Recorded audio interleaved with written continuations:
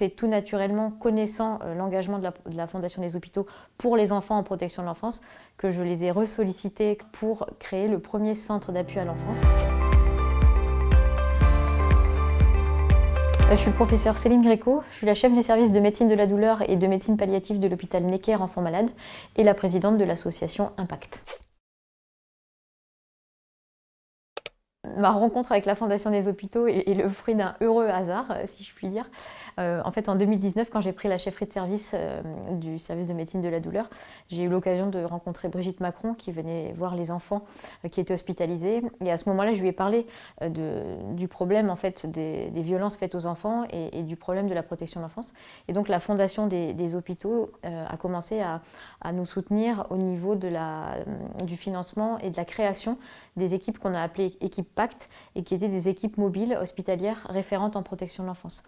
Et grâce à la Fondation des Hôpitaux et l'impulsion à la création de ces équipes, elles ont été pérennisées et elles sont devenues aujourd'hui des UAPED.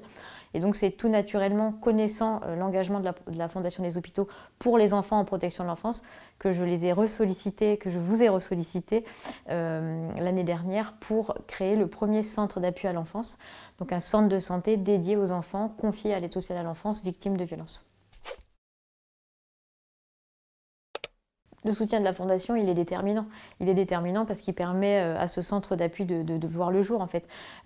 Sans le soutien de la Fondation des Hôpitaux, c'est un investissement qui ne va pas au bout.